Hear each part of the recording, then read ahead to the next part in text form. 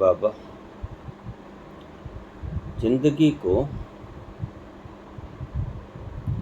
Compromise से जीना चाहिए,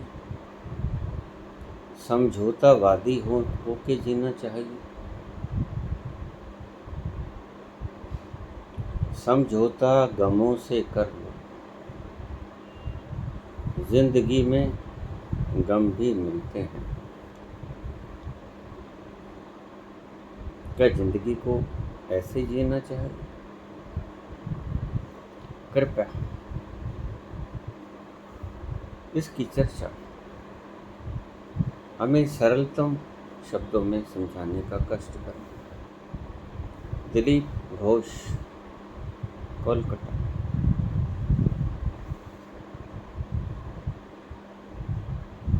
नहीं,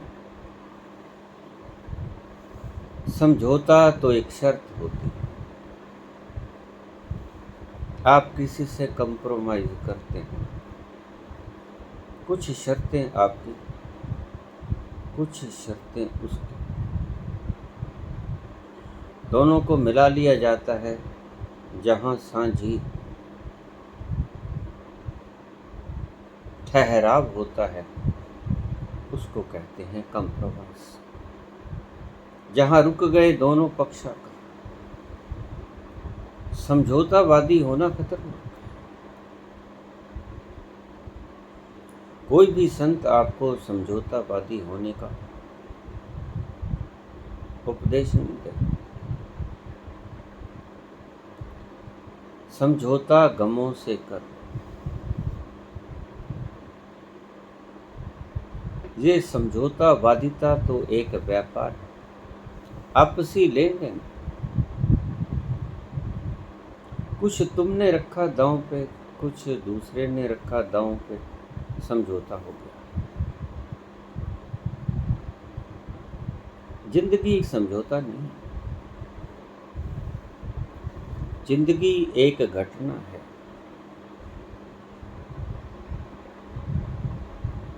एक एक शब्द को हृदय में परो लेना, जीवन का ढंग आपको आ जाएगा, जीने का मजा आपको आएगा। समझौतावादी व्यक्ति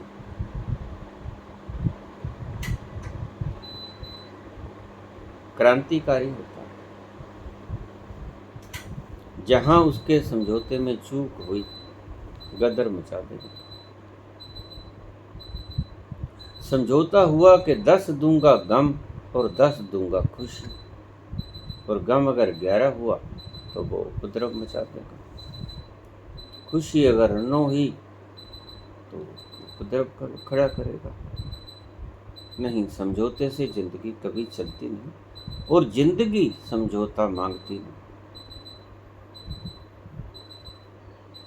समझौते से जीवन जियोगे तो जीवन नर्क बन जाएगा।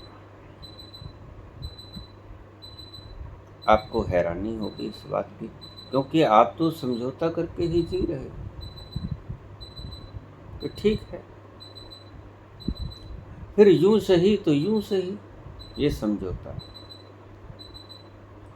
फिर अगर यूं सही तो फिर यूं सही, तू नहीं और सही, और नहीं और सही, तू अगर है हर जाई तो अपना भी यही तौर सही। तुमने समझौता कर लिया अपने आप से। अगर तू हर जाई है तो अपना भी यही तौर सही। हम भी अपना तौर तरीका ना बदलेंगे। समझौतावादी कभी मत होना। समझौतावादी हो भी जाओगे तो जिंदगी के साथ बह ना पाओगे। वो तो ऐसे हो गया जैसे कुछ तुम बहे और जैसे तुम कुछ तैरे। आधा तैरे आधा बहे, कहीं नहीं पहुंचोगे, वहीं रह जाओगे। आधा गंगा की धारा में बहे, आधा गंगा की धारा से उलट आप तैरे। समझौता बिल्कुल ऐसे। समझौते में कुछ दांव पे रखना पड़ता है, कुछ दूसरा पक्ष दांव पे रखता है। लेकिन जिंदगी समझौता नहीं करती। जिंदगी दांव पे कुछ नहीं रखती, तुम्हें ही दांव पे रखना, सिर्फ तुम्हें ही। वहां दो धड़े हैं ही नहीं, वहां एक ही धड़ा है, तुम जिंदगी कैसे जियो। जिंदगी तो एक घटना है, जिंदगी तो एक हैपनिंग है, जिंदगी तो एक इवेंट है जो घटेगी, घटेगी ही घटेगी, अवश्य में घटेगी।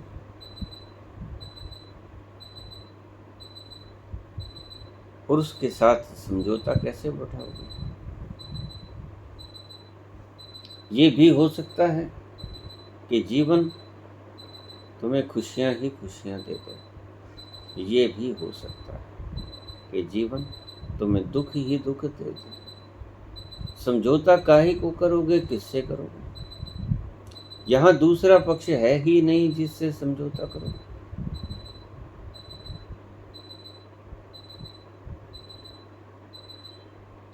समझौते से जिंदगी जीना तो एक ख्वाब में जिंदगी जीना है। तुमने सारे प्रयास करके देख लिए,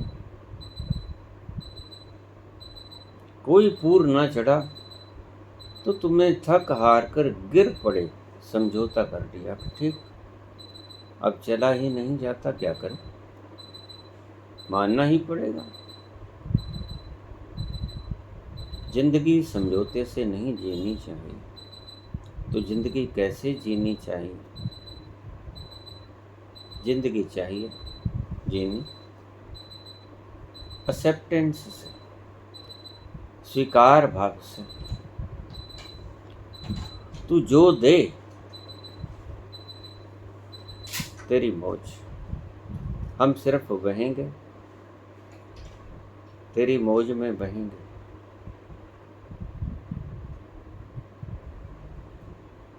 हम तेरी धारा के विरुद्ध तैरने की चेष्टा नहीं करेंगे, तेरी धारा के उलट हम तैरने की चेष्टा ही नहीं करेंगे। हम बहेंगे जिस दिशा में तू बहना चाहती, उसी गंगा की धारा से हम तैरेंगे, बहेंगे।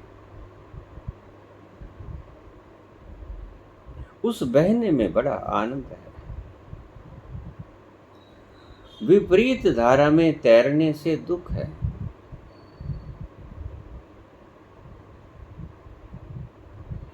और धारा के साथ बहने में बड़ा मजा है। फिर तो सारा प्रयास उस धारा का ही लगता है, गंगा का लगता है सारा प्रयास। तुम्हें कोई प्रयास करना ही नहीं पड़ता, तुम तो उस धारा में बहते हो मात्र। तुम्हारी तरफ से कोई प्रयास नहीं होता, तुम प्रयासहीन होते। और जिंदगी ऐसे ही गुजरती है, अन्यथा दुख भी आएंगे, सुख भी आएंगे, और सुख में तुम खुशी से झूमोगे, नाचोगे, जश्न मनाओगे, प्रसाद बांटोगे, उसका शुक्राना अदा करोगे। और दुख में तुम रहोगे, दुखित होगे, उसके आगे प्रार्थना करोगे कि दुख को हर लो, ये दुख को हर लो। जिंदगी ऐसे जी ही नहीं जा सकती, क्योंकि दुख को हर लो। तुमने परमात्मा को गुलाम बना लिया, मीठे शब्दों से गुलाम बना लिया, हाथ बांध के गुलाम बना लिया, हाथ बांध के दंडवत उसके चरणों में गिर के कहा कि ऐसा मत करो, ऐसा करो। लेकिन हुक्म की उंगली तो चला ही दी, हुक्म की उंगली चला दी कि प्रभु ऐसा करो मेरा जीवन, ऐसा मत करो। लेकिन वह जीवन तो जैसा चलेगा वैसा चलेगा।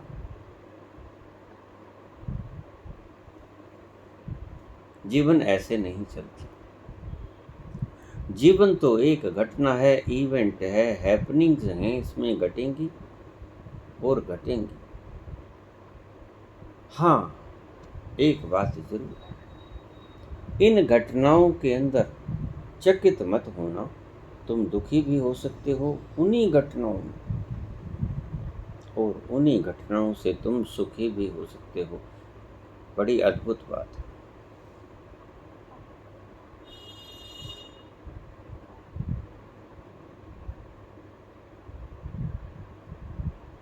उन्हीं घटनाओं में तुम सुखी हो सकते हो, उन्हीं घटनाओं में तुम दुखी हो सकते हो।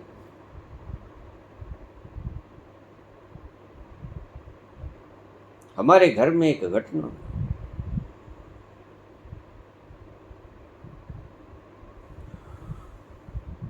हमारा घर पुराना था, पुराना ही खरीदा था बुजुर्गों ने। 2 घर इकट्ठे लिए थे, 40 फीट जरब 72 फुट, 2 सड़कों पर। एक तरफ सर्कुलर रोड थी करीब 70-80 फुट की, एक तरफ 30-40 फुट की, दोनों तरफ सड़कें थी।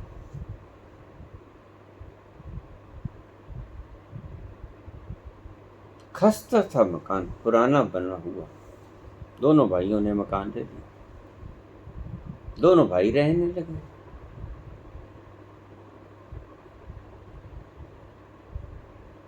क्या हुआ? एक रात्रि ऐसा दृष्टांत आया कि तुम्हारा घर गिर गया है, पिछला हिस्सा। जो आगे का हिस्सा था वो 1 मंजिला था, और पीछे का हिस्सा जो सर्कुलर रोड पर लगता था वह 3 मंजिला था। और हम सभी छोटे बच्चे थे। मैं तो बिल्कुल ही शायद 3 या 4 साल का हूँ, क्योंकि घर में सबसे छोटा मैं था। मेरे से छोटा एक और था भाई, छोटा भाई। बाकी सब मेरे से बड़े थे। तो मैं बच्चा ही था, वहीं पे सोया करते। पीछे कमरे थे सोने के, जगह बहुत थी। स्वप्न आया कि तुम्हारा पिछला मकान गिर गया। अब मुझे ये याद नहीं कि पिताजी को स्वप्न आया कि माताजी को स्वप्न आया। स्वप्न आया पिछला मकान गिर गया।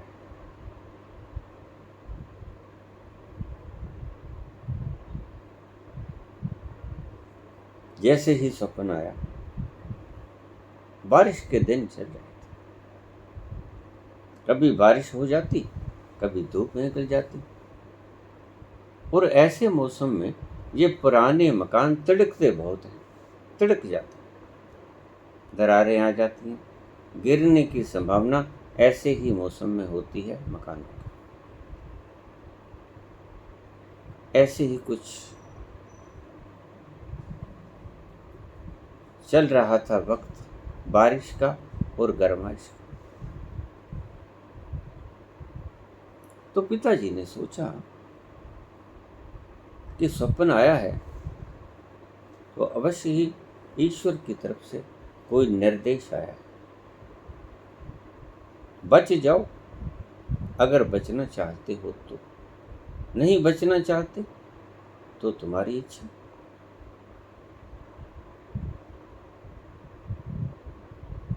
उस रात मुझे याद है, हमने अपने सोने का ठिकाना आगे वाले हिस्से में, गर्मी के दिन थे, वहां पर अपनी 4 पन्नियां हमने बिछा ली, सो गए। मैं छोटा ही था, बच्चा था। आधी रात हुई, सभी आराम से सो रहे थे। एकदम से धमाका हुआ और हमारा मकान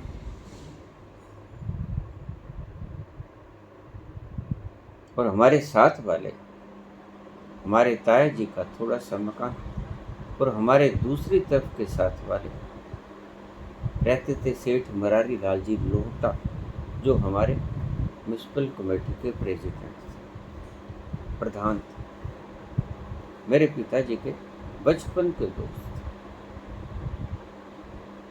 मकान उनका भी गिर गया, हमारा भी गिरा, हमारे ताया जी का भी गिरा, तीनों मकान गिरे।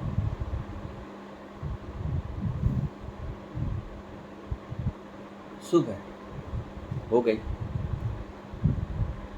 अब मकान गिर जाए, छत छीन जाए, आसरा टूट जाए तो व्यक्ति को दुख होता है या सुख। लेकिन सुबह पिताजी ने प्रसाद बांटा।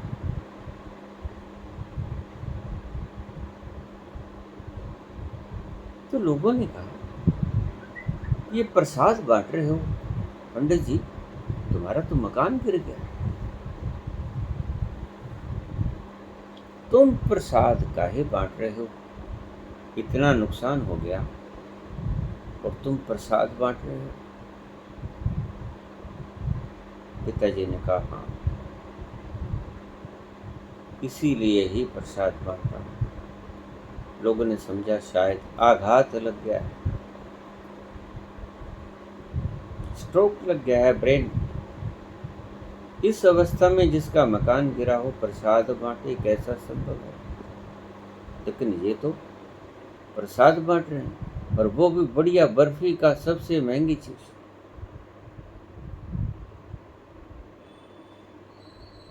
लोगों ने कहा, पंडित जी ये प्रसाद काहे बांट रहे हो, क्या खुशी हुई। पिताजी ने कुछ नहीं बताया। मकान गिर गया था तो अफसोस करने वाले भी आते हैं। जब कोई बुरी खबर हो तो भी आते हैं, अफसोस करने के लिए, सांत्वना देने के लिए। अच्छी खबर हो तो भी आते हैं, खुशी में शुमार होने के लिए, बधाई देने के लिए। उस वक्त जमाना कुछ और था, सहज ही सब लोग आ जाते थे। तो शाम तक बहुत से लोग आए, कभी कोई, कभी कोई, कभी कोई। कुछ लोग आए, पंडित जी नया बनाना पड़ेगा, कुछ पैसे वैसों की कमी हो हमसे ले लें। कुछ अफसोस जाहिर करने आए। सभी प्रकार के लोग आए। उनमें से एक व्यक्ति हमारे परिवार का मित्र था। गुरदास मान के नाम को आप जानते हैं। उनके दादाजी का नाम था कपूर सिंह। कपूर सिंह को जब पता लगा, हमारी फैमिली के साथ बहुत मधुर संबंध थे उसके, वो भी आए। आकर उन्होंने कहा, पंडित जी नुकसान हो गया,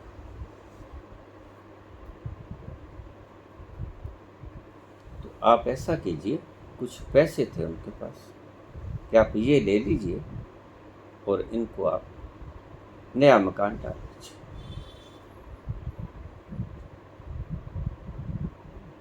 जब आपके पास हो तो लौटा देना।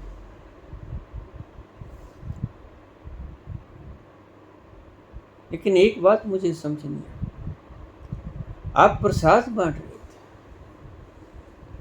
वो काहे बांट रहे थे।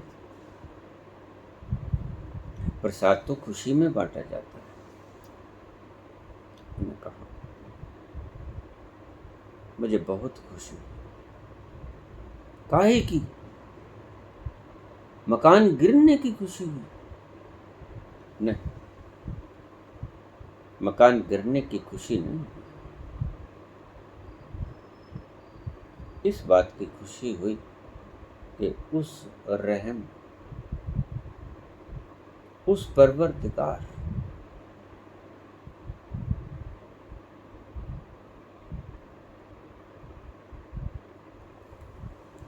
उस दयालु परमेश्वर, उस अनंत रहमत से भरा हुआ परमात्मा पहले ही बता गया कि ये मकान गिर जाएगा, सिर्फ एक दिन पहले।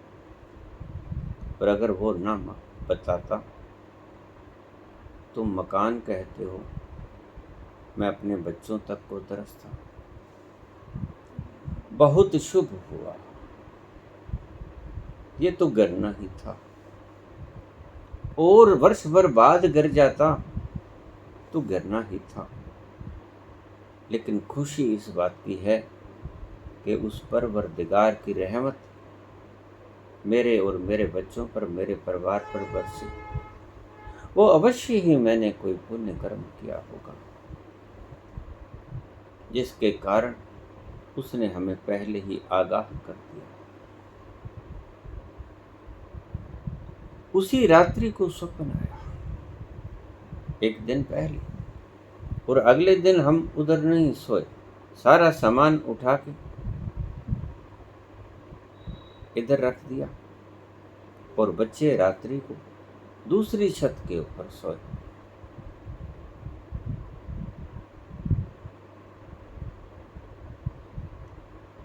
मकान गिरा, तुम ये भी कह सकते हो लुट गए, पिट गए, नुकसान हो गया। लेकिन पिताजी ने प्रसाद बांटा। प्रभु तेरा अनंत अनंत कोटि न कोटि शुक्रगुजार, मेरे परिवार को सकुशल बचा लिया। अगर ना बताते तो हम तो रोजाना वहीं सोते थे, आज भी वहीं सोना था, और धड़म से गिरा सारा एकदम, हम सारे मारे जाते दबकर, भारी भरकम।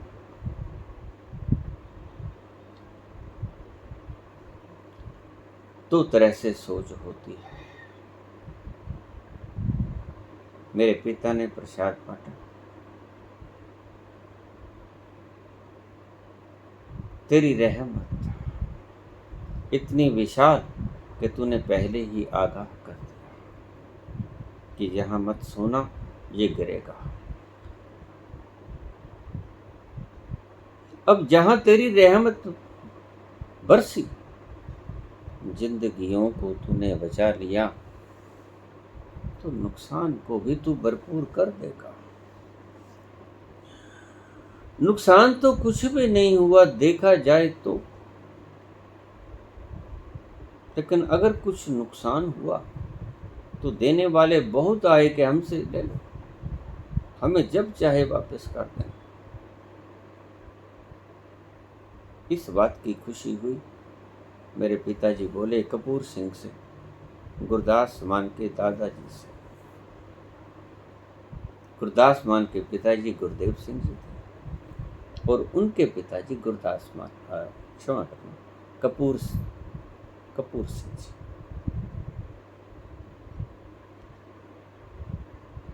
हमारे फैमिली संबंध थे। अक्सर मैं बहुत उनके पास बैठा रहता, सुबह जाता, उनके पास गायों भैंसों का व्यापार करते थे। दूध बहुत होता था और पिताजी का काम ही यही था, दूध चाय की दुकान और मिठाई।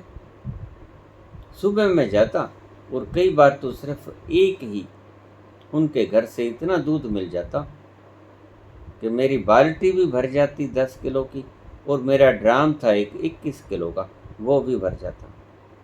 तो ड्राम को मैं सिर के ऊपर रखता, 10 सिर की बाल्टी में हाथ में रखता और थकता नहीं था। करीब 1.5-2 किलोमीटर दूर पैदल चलकर, उन दिनों में साइकिल भी नहीं होता था, पैदल चल कर मैं वो सारा दूध लेके आता, दुकान पर रख देता। एक पक्ष से सोचोगे तो आप पाओगे कि बुरा हुआ, दूसरे पक्ष से सोचोगे, देखोगे तो पाओगे इससे अच्छा हुआ ही हो ही नहीं सकता। दूसरे पक्ष से ही सोचा मेरे पिता ने, इसलिए बर्फी का प्रसाद बांटा, जो भी आए उसको कि ये लो भाई प्रसाद। दुकान पर जो भी कोई आए, ये लो प्रसाद। बाबा काहे बांटते हो? मकान गिर गया। कुछ लोग हंसते, कुछ भीतर ही भीतर हंसते, मकान गिर गया, किसी को प्रसाद बांटने जैसी बात है नहीं। बात भीतर की कुछ और थी। एक दिन पहले ईश्वर ने बता दिया था ये घटना घटेगी, बचना चाहते हो बच जाओ, नहीं बचना चाहते तो तुम्हारी मौज। ऐसे ही तुम्हारे भीतर से ऑर्डर्स आते हैं, होने वाली घटनाएं ईश्वर बता देता है। लियो टॉलस्टॉय ने लिखा है, coming events cast their shadows before. आने वाली घटनाएं अपनी छायाओं को पहले ही बिखेरना शुरू कर देते। And all the events are predetermined. और सभी घटनाएं पहले से पूर्व निश्चित हैं।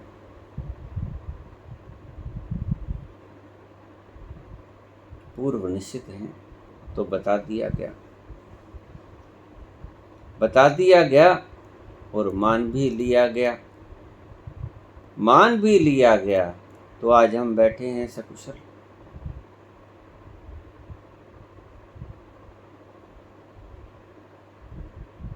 ना माना होता तो आज हम नहीं होते। इसलिए मैं कह रहा हूं, मैं जीवन में 7 बार मृत्यु से बचा।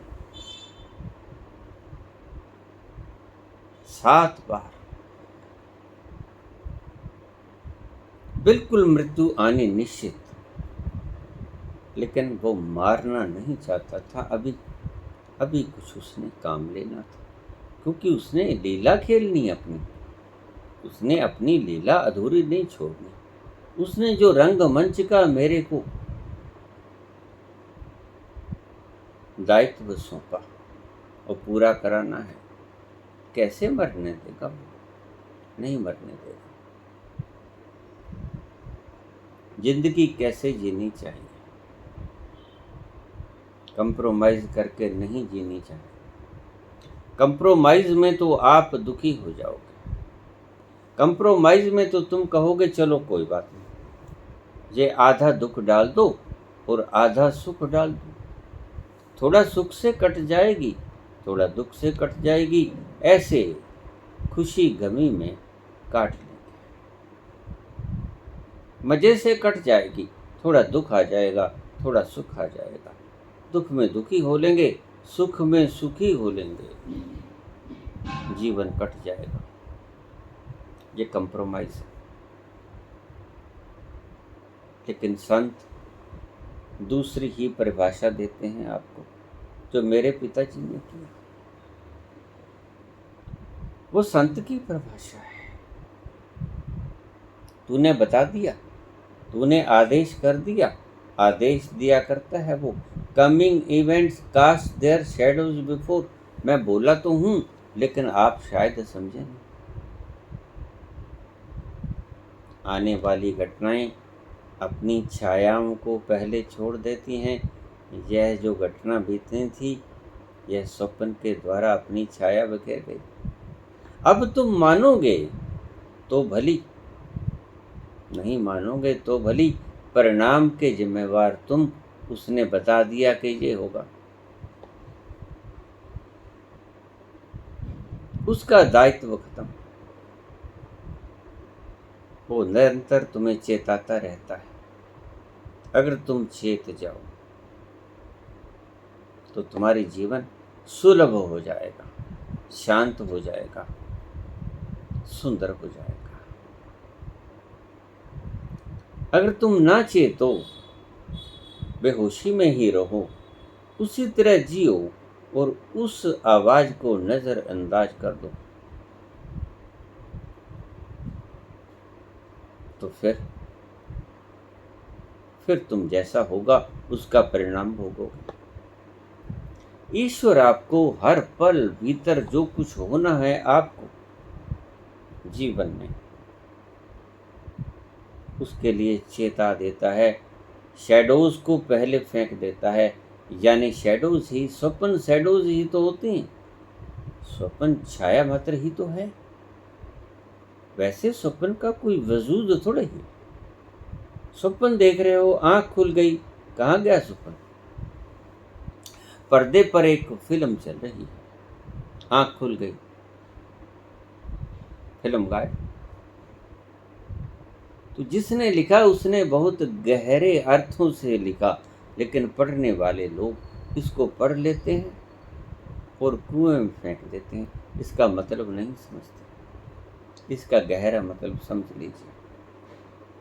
Coming events cast their shadows before. परमात्मा पल पल तुम्हें आगाह करता है, ऐसा होगा, बस ऐसा होगा, ऐसा होने जा रहा है। तुमने अगर बचना है तो बच जाओ, नहीं बचना है तो नहीं बचो, ये तुम्हारे ऊपर डिपेंड है। परमात्मा अपना दायित्व अच्छी तरह से निभा रहा है। तुम्हें शायद प्रत्येक व्यक्ति को जिंदगी में ऐसे कोई न कोई दृष्टांत मिले ही होंगे, क्योंकि हर वक्त तो मनुष्य उस तल पर नहीं रहता, कभी कभी उस तल पर आ जाता है जहां से उसे परमात्मा की वाणी सुनती है। और अवश्य ही तुम्हें आने वाली घटनाओं का इन छायाओं ने बताया होगा कि कुछ ऐसा होने वाला है। बहुत से लोग कई मुझे कह देते हैं, बाबा सुबह से घबराहट हो रही, पसीना आ रहा है, जैसे कुछ अनिष्ट होने को है, और वो अनिष्ट हो जाता है।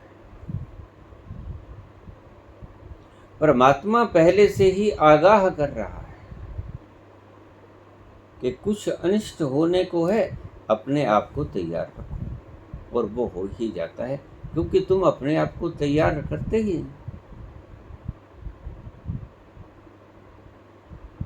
अनिष्ट हो जाता है। स्वप्न में भी आपको पता चलता है, लेकिन आप स्वप्न में इतने बेहोशी में होते हो कि स्वप्न को आप अच्छी तरह से देख ही नहीं पाते।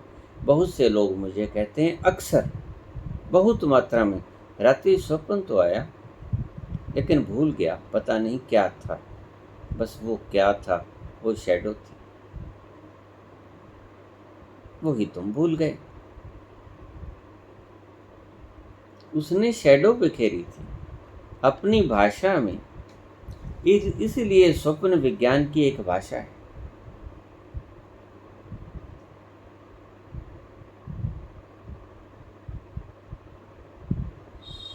स्वप्न विज्ञान की एक भाषा का फल है, क्योंकि परमात्मा के दरबार में आपकी भाषा काम नहीं करती। इसलिए मैं कहा करता हूँ कि प्रार्थना करनी बंद कर दो, क्योंकि प्रार्थना आपने अपने शब्दों से घड़ी है। ये प्रार्थना के शब्द उस तक नहीं पहुँचते, उसकी शब्दावली अलग है, उसकी शब्दावली मौन है, किसी भाषा में नहीं आती, चित्रों में आती है। जैसे ही आप पिछले जन्मों में जाओगे, एक चीज पाओगे, वहां शब्द नहीं होते, वहां तुम्हारी स्मृति साथ नहीं जाती, यह माइंड यहां फूंक दिया जाता है। एक सूक्ष्म जो रस है, रस आपके जीवन का, वह एक छोटी सी, जिसे हम कह देते हैं, आजकल हमारे यंत्र, हमारे गाने वगैरह हम उसमें फीड कर लेते हैं सारे, छोटी सी बिंदु टाइप की एक कंप्यूटर के भीतर फीड होती है, वो सारी चीज, उसका रस। जैसे ही आप अपने पिछले जन्मों में जाओगे तो आपको शब्द गायब होंगे, शब्दों का नहीं पता लगेगा, भावों के द्वारा आप उनको जान पाओगे, सिर्फ शब्दों के द्वारा, भावों के द्वारा। वहाँ भाव होते हैं, शब्द नहीं होते। तो जब हम आपको सपनों की बात सुनाते हैं, उन भावों को शब्दों में कन्वर्ट करके समझाते हैं। प्रेम का भाव उठा, हम प्रेमिका या प्रेमी से कहते हैं कि हम तुम्हें प्रेम करते हैं।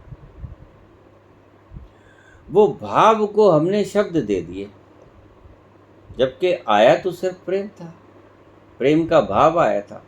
प्रेम के भाव को हमने शब्द मुहैया करवा दिया। ऐसे ही पिछले जन्म की स्मृतियों में चित्रवत आपकी सारी घटनाएं आएंगी, चित्रों में आएंगी, और इतनी साफ साफ आपको समझ आएगी कि आप उसमें कोई चूक नहीं कर सकोगे। हाँ, समय का भेद अवश्य हो जाएगा, थोड़ा बहुत समय नहीं आपको पता चलेगा कि ये घटना कौन से सन की है, बिल्कुल प्रॉपर, थोड़ा बहुत उलट पुलट हो जाएगा। आप अंदाज़ा लगाओगे तो आपकी समझ में आ जाएगा, लेकिन ज़्यादा मशक्क़त नहीं करनी पड़ेगी।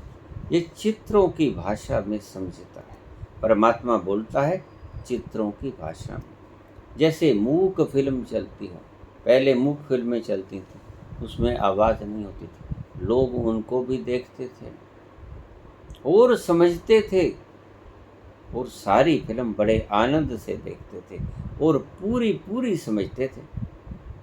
आपके वक्त, हमारे वक्त वो ज़माना था, हमने देखी है मुख्य फिल्म, आपके वक्त वो ज़माना नहीं। ईश्वर की इस प्रकृति में पिछले जन्मों में कोई शब्द नहीं होता, वर्डलेसनेस, शब्द कोई नहीं होता। चित्रों की भाषा में आपको समझाया जाता है। स्वप्न बिल्कुल वैसी ही भाषा है जैसे कि आप चित्रों में देखते हैं, जैसे मूक फिल्म चल रही। ये जो आपको बोलने वाले स्वप्न आते हैं, वो प्रकृति के द्वारा नहीं होते, वो तुम्हारे अचेतन मन में से आते हैं। जब तुम्हें मूक स्वप्न दिखाई पड़े, देखना कभी कभी आपको मूक स्वप्न आएगा, वो ईश्वर के घर से आएगा। मूक स्वप्न ईश्वर के घर से आता है, इस बात को आप नोट कर लें। जो बोलने वाला स्वप्न है वो आपके ईश्वर के घर से नहीं आता। जो स्वप्न आया, पिताजी को आया कि माता जी को आया, उस स्वप्न में हमारा पिछला मकान गिर गया, ढा, बस वो सारा सीन दिखा, समझ गए सब कुछ, ये क्या होगा।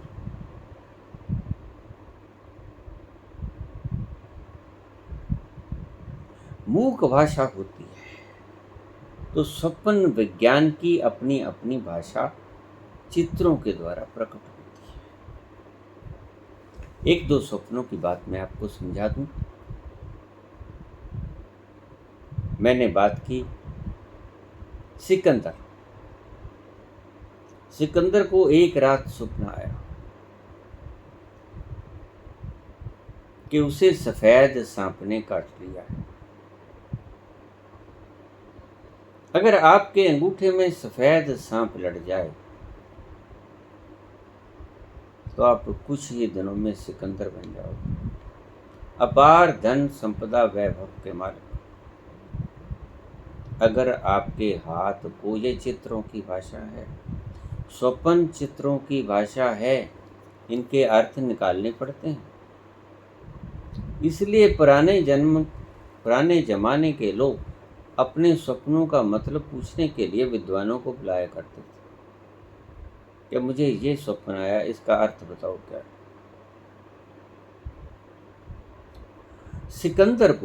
सिकंदर आम व्यक्ति था, कोई इतना अमीर भी नहीं था। वैसे मकदूनिया का राज, उसका पिता फिलिप और ओलंपिया उसकी माता, ओलिम्पस भी कहते थे,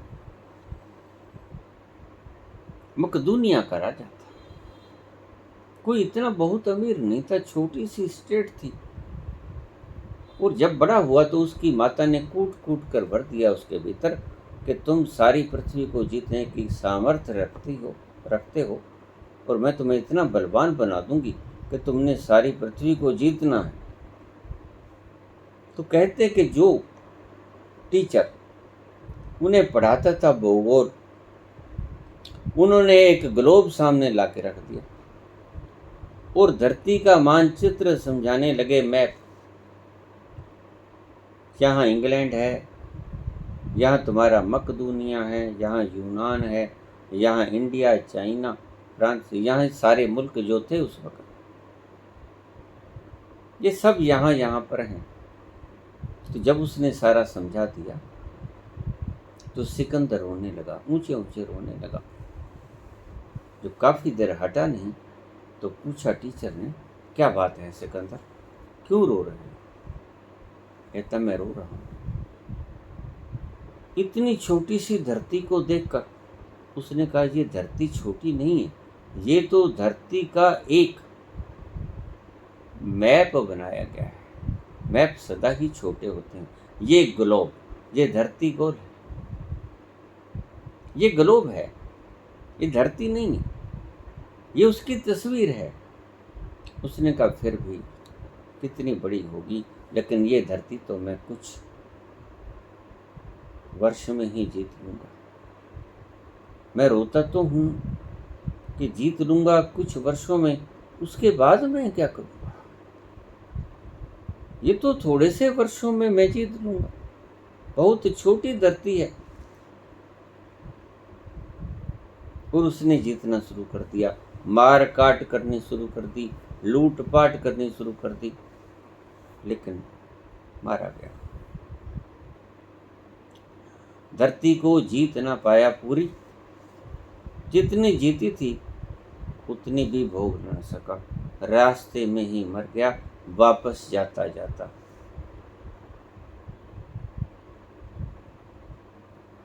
चित्रों की भाषा होती है।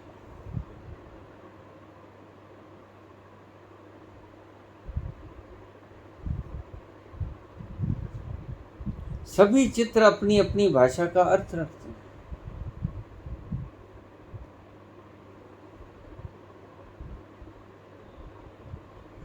ईश्वर बताता है, ईश्वर तो सदा ही बताता है, लेकिन तुम ईश्वर और अपने बीच में इतना भेद की दीवार मोटी खड़ी कर लेते हो कि ईश्वर की परम दयालुता की सहज आवाज आपको सुनाई नहीं पड़ती। इतनी मोटी दीवार खड़ी कर लेते हो भेद की। ये कसूर आपका है।